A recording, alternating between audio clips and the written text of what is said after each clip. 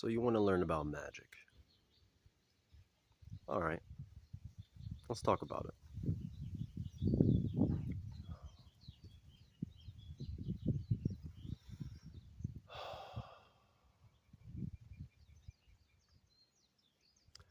Magic is a field as vast as the cosmos itself.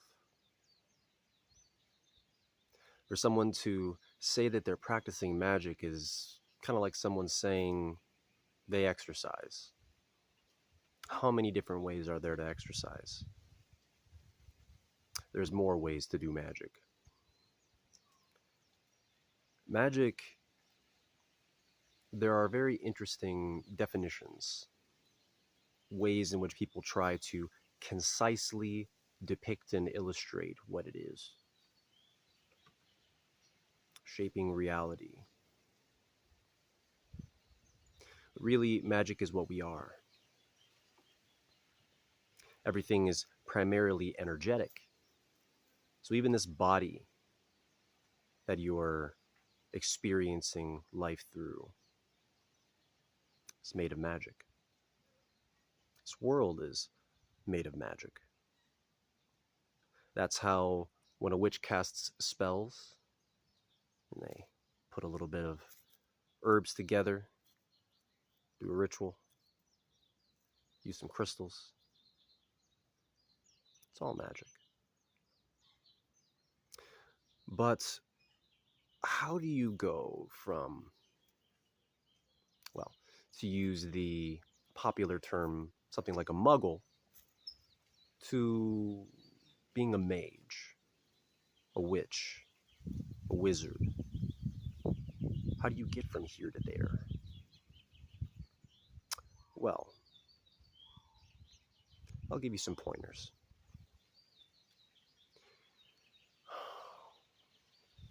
In order to really become skilled with magic, there are some principles and foundations which have to be developed and cultivated. If you were to speak with someone who wanted to be a martial artist, to be an athlete, to be a high-level intellectual, there's a consistent thing that's needed in all these different types of fields, and that is practice. Practice. Now, for those individuals who have their doubts, you could say, about magic, this video isn't really for those people. It's for those who already know that it's real and want to know how to use what they naturally already have. But I will say this. Some people say that the definition of insanity is doing the same thing over and over again, expecting a different result. Well, if you pay attention, that's also the definition of practice.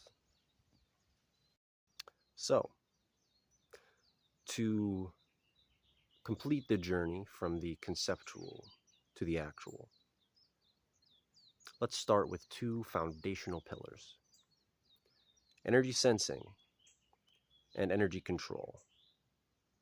Without these two things,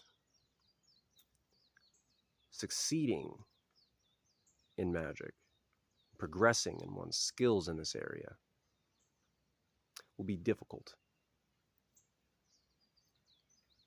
So with energy sensing, your first step is to become aware of magic, to feel it, sense it.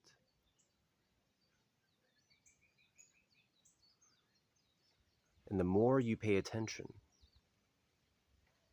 the more your awareness will grow. Every experience of magic that you have, pay attention to it. Anytime you see something out of the corner of your eye, feel something before it happens. Every time you subconsciously turn around and look at someone right as they're looking at you, You want to pay more and more attention to your experience of these things, feeling the shape of it. If you felt something, where was it locally in your aura, in your body? You pay attention. Every time you get an intuition about something, and you think, maybe I shouldn't do this thing today, or I definitely feel like I feel called to go do this thing today, you pay attention to the signs, the birds that fly by, when the sun shines, the butterfly that passed by, the perfect moment.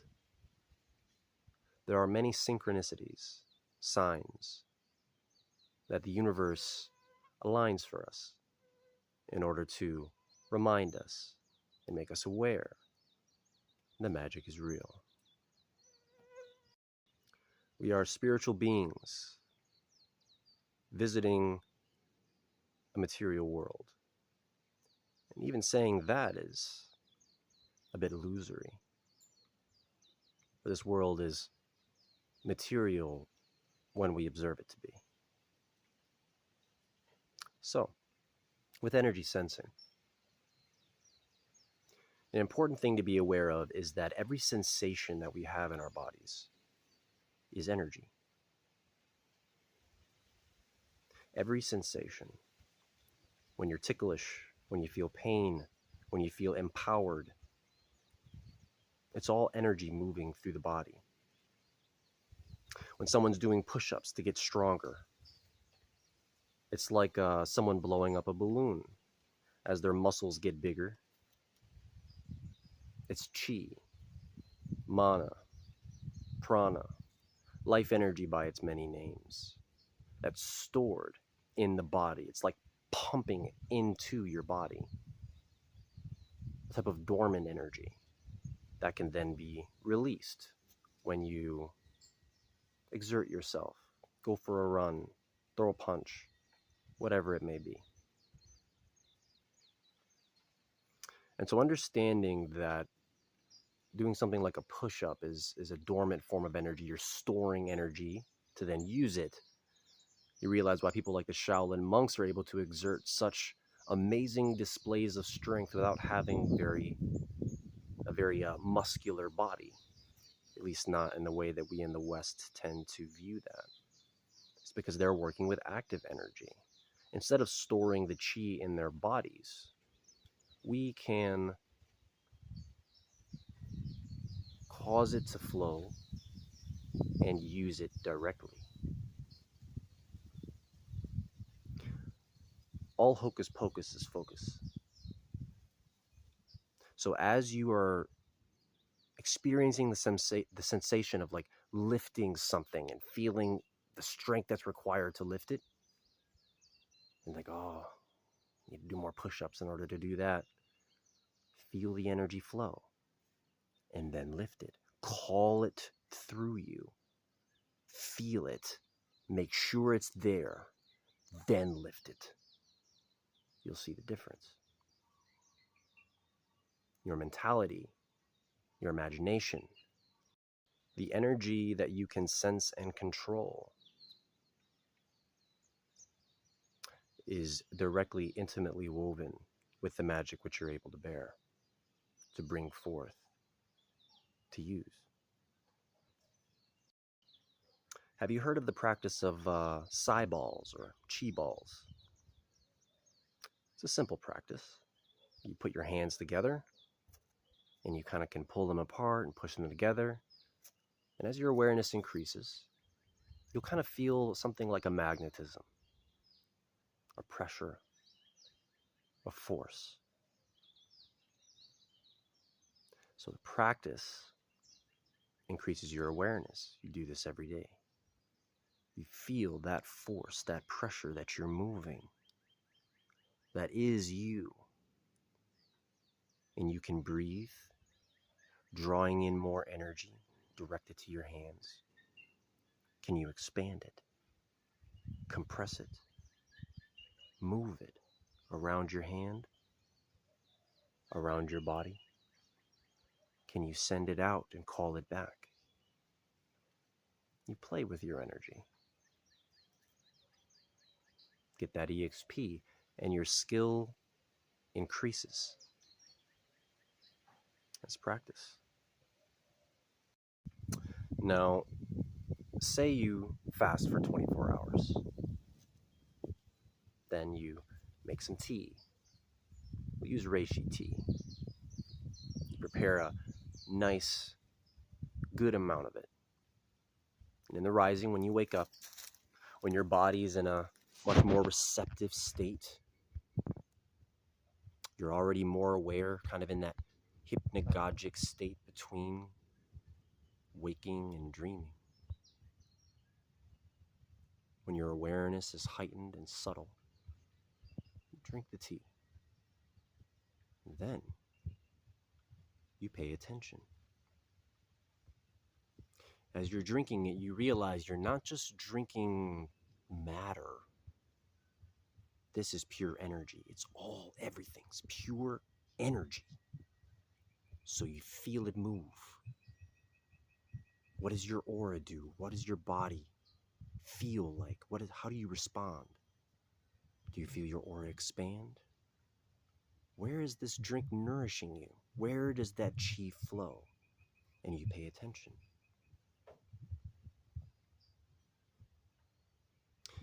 And in this way, you begin to map out your internal systems.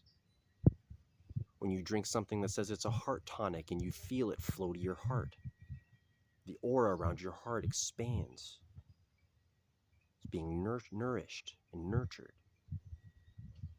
Well, now you can feel that spot. And so then, next day, you can wake up and you're like, can I do that without drinking the tea? Let me focus on guiding energy to my heart, nourishing it, feeling the life energy flow through me, moving it at will. That's practice. Whenever you feel an emotion, you feel love, anger, joy, feel how your aura is distinct in each form. If you're feeling intense, passionate emotions, can you feel the oscillations increase? The wavelengths of your aura speeding up? And when you're feeling zen and calm and blissful, you feel what parts of you are lighting up.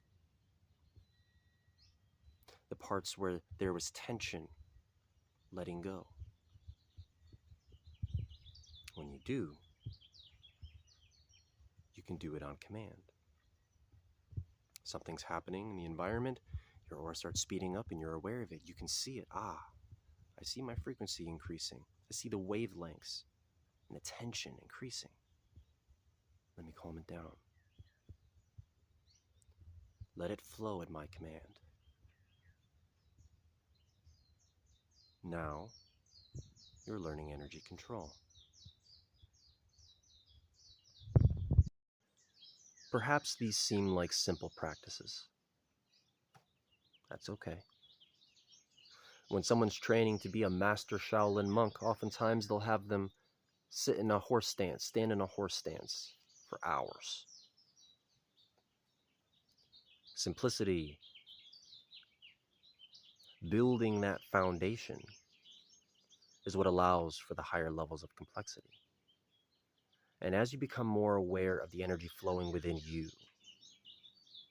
you can feel your own emotions, your own thoughts, and you become more and more aware of it. It's much more direct when you go to sense it in others, in the world around you. Your internal mastery directly leads to external mastery. Because in truth, they're already one and the same.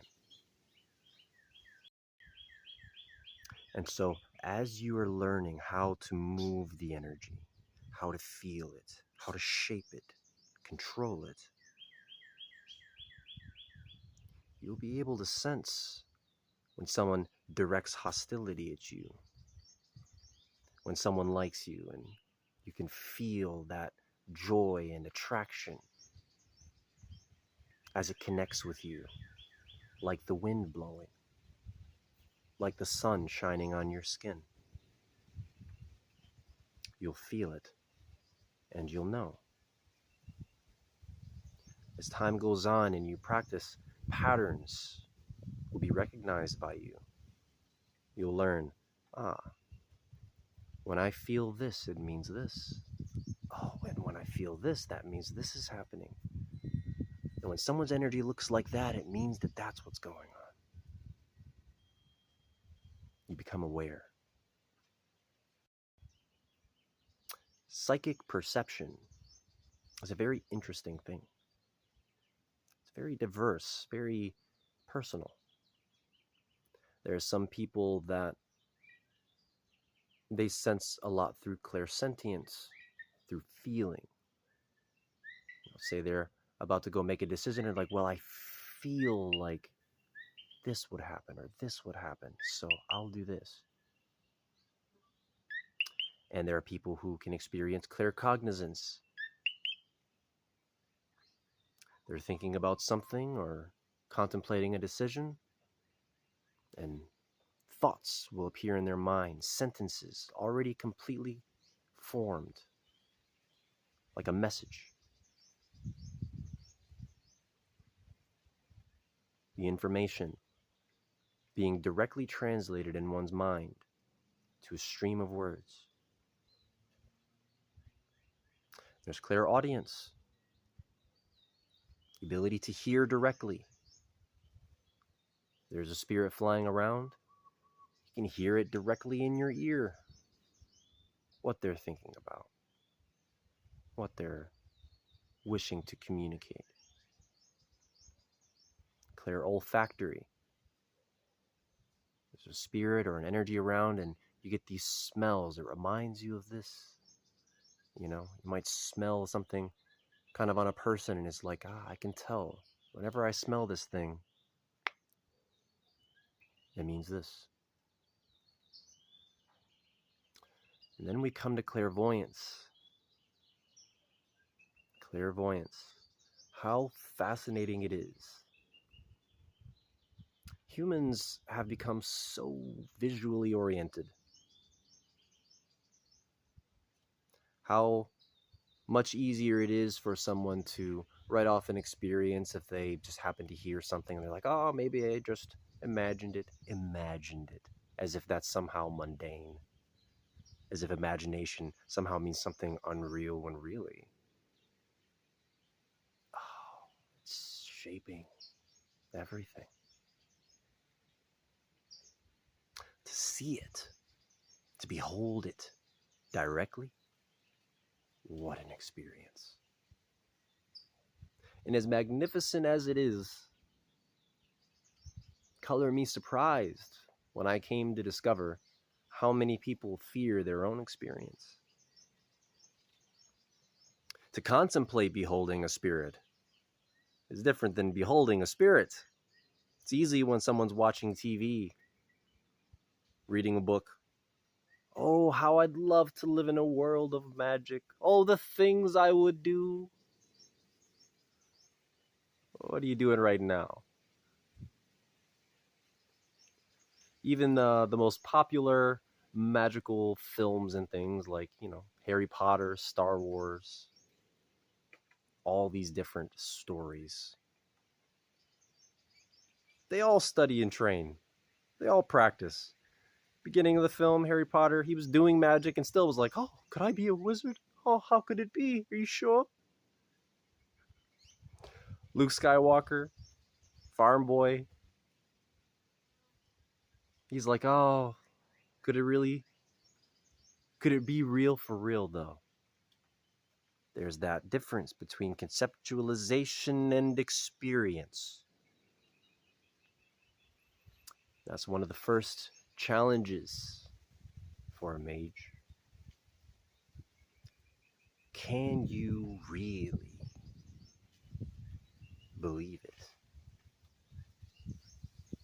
Can you take that step?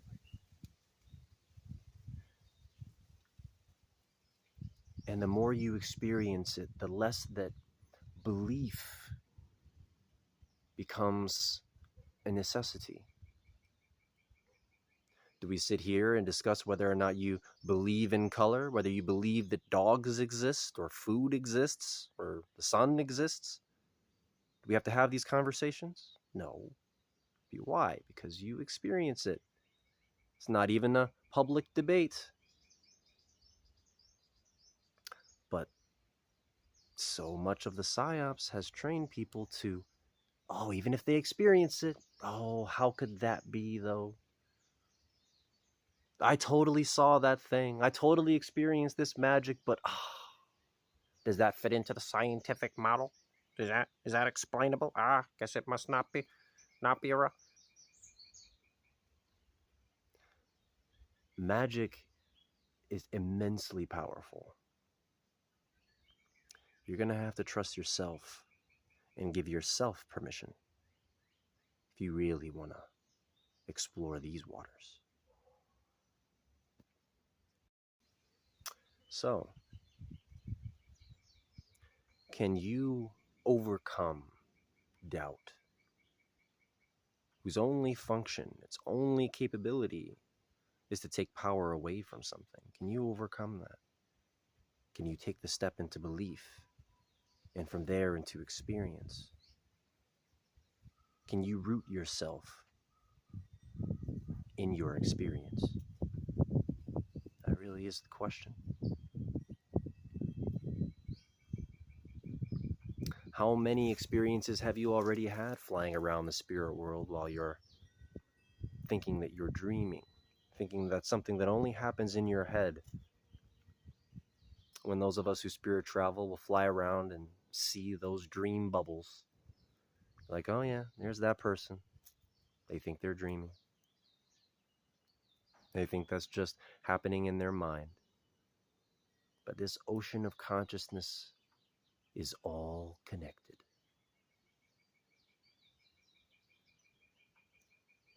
So, trust yourself. If you really want to be a mage, it takes a strength of mind, a strength of will, and perhaps one of the ways in which the gates of magic have been guarded is by not giving people that permission externally, because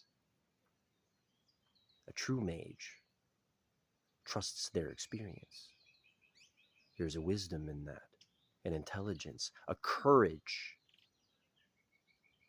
a majesty.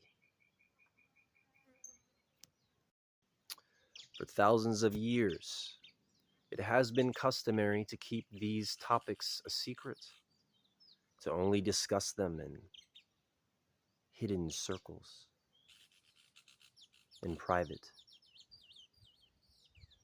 because magic is powerful.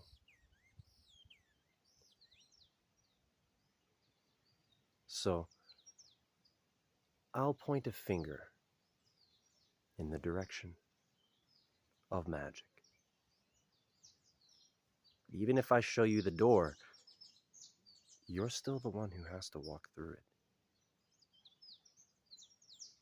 You're still the one who must train, practice,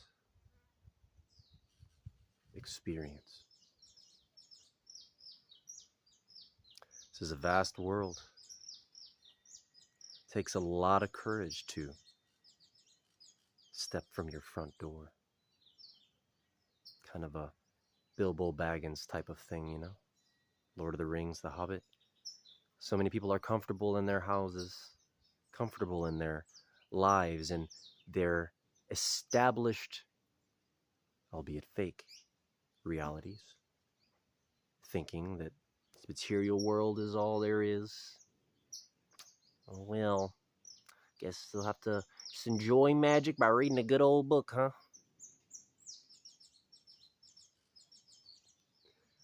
Are you ready? Are you really ready? And when you contemplate that question, don't think of it as just a casual stroll through the park. Then you come home and you're like, wow, that was neat. Guess I'm going back to my... It's more like a journey to the Amazon rainforest in the ancient times, before all the established conveniences. It's that real adventure. It's like those people who would get in boats and the captain would say, okay, the Earth's probably flat. And if we sail far enough, we might fall off the Earth. Who wants to figure it out? Y'all want to try? You want to try? He's like, we might die. We're going to try anyway. You have the courage to cross a mountain that no one's ever traveled before. To journey into the depths of the jungle, not knowing what's there. To gaze from a boat down and imagine the bottom of the sea. That's what magic's like. So,